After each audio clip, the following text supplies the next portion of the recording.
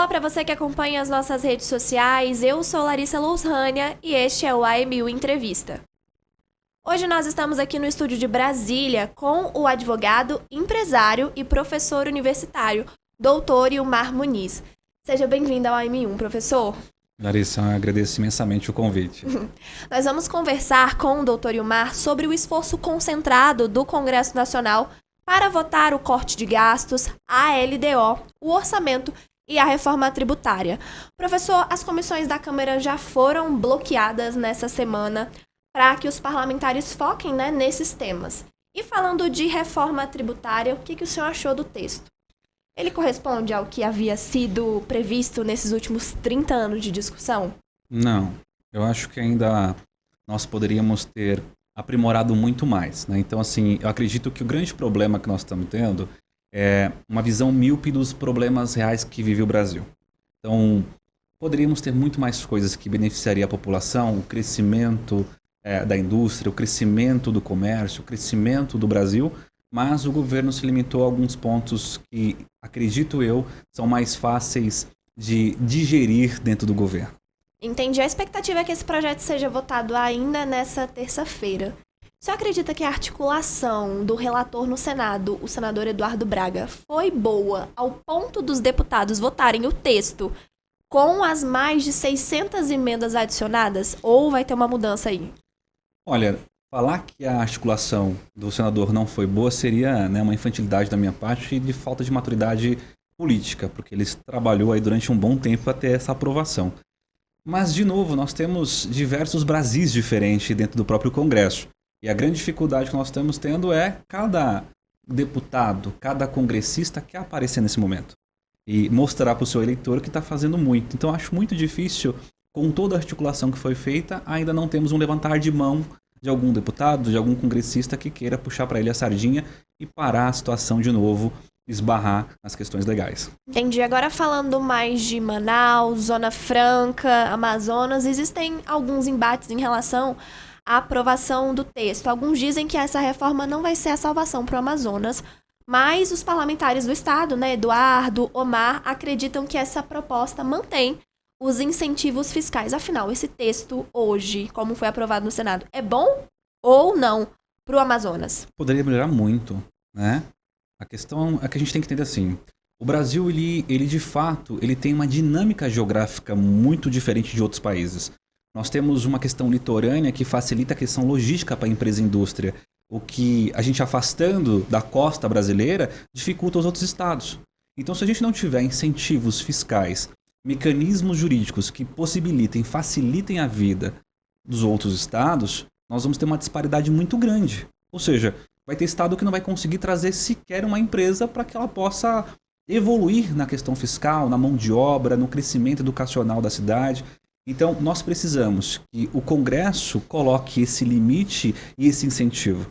E nesse primeiro momento, o que a gente verifica é manter da forma que está é o mínimo que deveria ser feito. Mas poderia ter outros incentivos que poderia ajudar muito mais e justamente melhorar no Brasil essa dificuldade que nós temos de levar para outros locais polos industriais, mais mão de obra, equidade financeira, ter outros estados que possam enriquecer como faz o estado de São Paulo, como faz o Sudeste, por exemplo. Então a gente poderia ter uma reforma tributária que pensasse muito mais nessa divisão de riquezas no Brasil. Nós estamos acompanhando, estava comentando com o senhor antes da gente começar a gravar, essa briga entre a Fiesp e a FIEAM e outras associações do Amazonas por conta do texto da reforma. Eles falam que o Amazonas, a Zona Franca, está sendo beneficiada e está provocando uma disparidade entre as indústrias de outros estados. Como é que o senhor vê essa situação? Pode prejudicar o Brasil num todo com essa questão? Olha, eu costumo falar isso em sala de aula, Larissa? Que assim, olha, nessa guerra de olho por olho, dente por dente, vai acabar todo mundo cego e desdentado. Essa é a grande realidade. Quando a gente começa a discutir, demonstrando para a indústria, demonstrando para os investidores que nós estamos mais preocupados nessa guerra fiscal entre nós, o que vai acontecer é que outros países vão oferecer uma oportunidade muito melhor. E aí fica ninguém sem nada. Então, a Fiesp, que tem toda essa articulação, tem esse peso enorme dentro do Brasil, precisa entender que nós precisamos articular um Brasil como um todo. Não o Brasil só São Paulo, não o Brasil só o estado no Sudeste. Então, assim, Infelizmente, essa questão dessa vaidade, essa guerra fiscal, vai sobrar para todo mundo, provavelmente um prejuízo gigantesco de indústria indo embora, do país e não é de São Paulo. Entendi. Agora, doutor, vamos falar um pouco de imposto seletivo. As armas e as bebidas açucaradas foram retiradas do imposto seletivo. E agora, com o texto retornando para a Câmara, se esses açucarados voltarem para o imposto seletivo, qual vai ser o impacto no polo de concentrados que existe lá na Zona Franca de Manaus? A gente tem que começar a entender primeiro que essa questão do imposto seletivo foi uma opção do governo para tentar isentar outros mecanismos. Então, assim, a gente precisava... Não tem como não tirar de uma sacola só, né, Larissa? Então, assim, a gente tem que pesar de um lado para soltar de outro. Não existe de um jeito diferente. Quando a gente fala nessa questão de tirar dos açucarados ou até mesmo outros impostos que foram beneficiados, nós precisamos entender que toda vez que a gente mexe nisso, a gente mexe numa questão muito sensível, que é a parte direta da própria produção. Então, hoje, se a gente voltar a mexer nesse formato, e infelizmente o Brasil tem que achar um mecanismo para fazer isso, nós vamos prejudicar não só a Zona Franca de Manaus, não só Manaus, vamos prejudicar o país inteiro. Até porque, como a gente disse, a indústria vai sair daqui. Né? Eles vão começar a entender que, então, vocês importem a nossa produção. Ponto, é assim que vai funcionar. E aí, tirando a questão dessas indústrias do país, o que a gente faz com a mão de obra aqui? O que a gente faz com o desemprego que vai aumentar? Que questão, hein, doutor? Com todas essas mudanças em andamento, como o senhor enxerga o futuro do sistema tributário nos próximos 5 anos, que vai estar nessa transição, né? Nós precisamos avaliar a questão sempre na questão tributária, Larissa, na questão legal. O direito ele não evolui na mesma velocidade que evolui o sistema mundial. Então, por mais que nós realizamos agora uma questão que a gente fala, vamos ter uma reforma tributária, vamos ter uma isenção da cesta básica, vamos ter o imposto seletivo, nós vamos ter lá um imposto relacionado ao aumento fiscal e diminuição do imposto de renda. Tudo isso são mecanismos mínimos para, no mínimo, tentarmos a continuidade da indústria no Brasil, aumento crescente dos gastos públicos. Só que a grande realidade é o seguinte, o país como um todo, ele evolui muito mais rápido do que a própria legislação. Então, para um exemplo nosso que está nos assistindo aqui entender agora, vamos pegar uma questão importante, a tecnologia.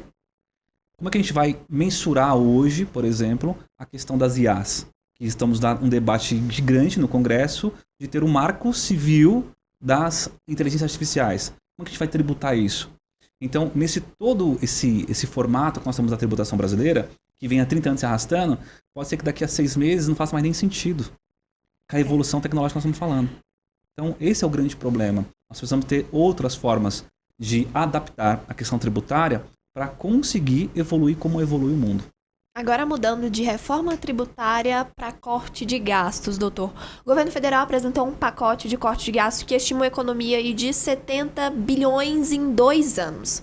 Quais são os principais impactos desse pacote para o sistema tributário? O maior problema que nós temos aqui é que o corte de gasto, grande parte dele, vai cortar na carne do próprio brasileiro, né?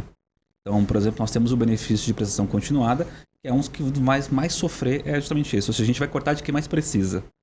A outra ponta importante é que o governo apresenta, e é necessário nós discutirmos, os ganhos excessivos, né, de altos cargos do escalão público brasileiro, só que eu quero ver o governo conseguir disputar isso de fato a fato mesmo, né? Porque senão fica só uma questão populista. Eu vou mostrar para as pessoas que eu vou cortar de quem ganha demais e não deveria, e aí esse corte vai acontecer? Ou eu só estou dizendo para a população, eu tentei? Vou tirar de vocês, população. Eu vou tirar do benefício de prestação continuada, da pessoa que... Temos que lembrar uma coisa, Larissa, importante. Que o BPC Loas é para que a pessoa não passe fome, né?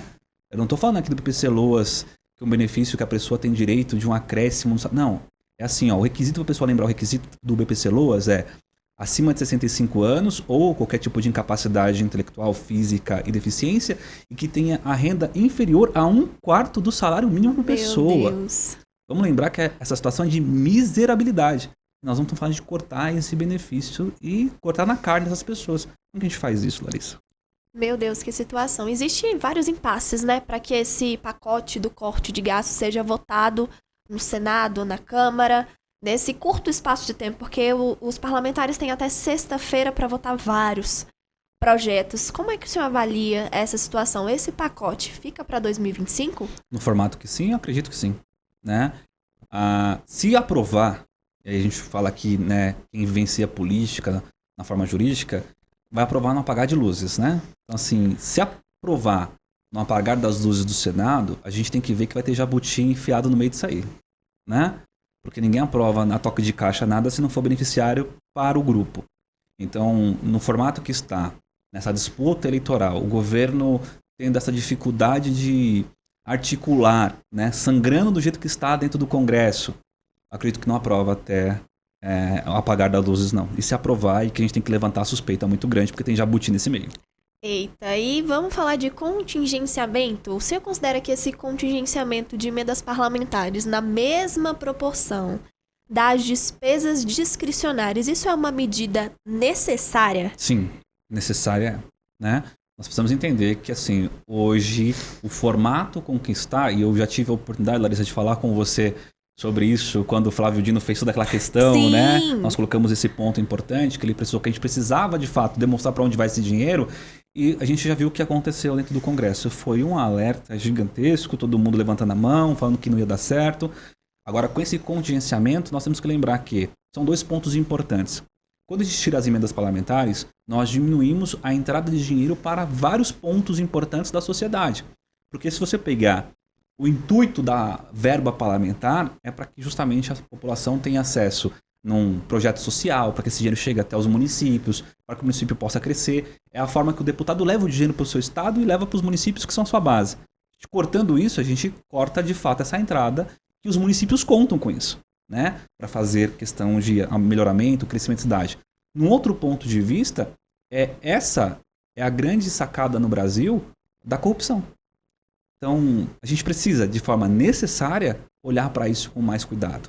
Então, quando o Flávio Dino colocou, nós não podemos fazer nada a toque de caixa, ele estava totalmente correto. Necessário. Justo fica de outro jeito. Para terminar nossa entrevista agora, doutor Ilmar, eu gostaria de perguntar quais os conselhos que o senhor tem para os nossos webnautas para que eles se preparem para essas mudanças do sistema tributário. Primeiro ponto importante para quem está nos assistindo, entenda. Nada e nenhum almoço é de graça no governo, né? Então, se ele está oferecendo e você está sentindo a sensação de que vai ter isenção do imposto de renda, R$5.000, isenção da sua carne, isenção da cesta básica, que isso é fundamental, isso não vai ficar de graça. Isso vai ser tirado de algum lugar. Então, você que hoje está nos assistindo, entenda. Toda vez que o governo coloca essa necessidade, né, de alguma forma cumprir projetos políticos que eles ofereceram, eles têm que tirar de algum lugar. E aí a gente tem que começar a olhar com mais cuidado. Da onde vai ser tirado isso? E o primeiro ponto que nós já apontamos aqui é, por exemplo, do BPC Loas. Então, quantas pessoas vão perder esse benefício de fato? Quantas pessoas vão ter a dificuldade de conseguir ter esse benefício a partir de agora? Então, você que está nos assistindo, presta atenção. Nenhum benefício vem de graça. Então, se prepare que provavelmente, dando isenção aqui, se tira do outro lado. É assim que funciona. Bom, doutor, depois de tanto aprendizado, eu quero te agradecer pela sua presença aqui em Brasília, né? Veio de São Paulo exclusivamente para essa entrevista e quero deixar esse espaço para que o senhor faça as suas considerações finais. Larissa, eu quero agradecer imensamente você e a sua equipe, né? Todo mundo do Amazonas 1. É um prazer enorme ter te conhecido pessoalmente, falamos muito por telefone, Sim. né? E é sempre um prazer poder esclarecer e ajudar a população a entender de fato os seus direitos, para que possa ser informada, só enganada se quiser, né? Quando você está bem informada, que é o que vocês fazem muito bem, é justamente isso que a gente precisa. Então, muito obrigado pela oportunidade, estarei sempre à disposição. Nós conversamos com o Dr. Ilmar Muniz, advogado, empresário e professor universitário, sobre os principais pontos que devem ser votados no Congresso Nacional. Vale lembrar que esse conteúdo fica disponível nas nossas redes sociais, basta seguir no @portal AM1 e no YouTube TV AM1. Até a próxima edição do AM1 Entrevista.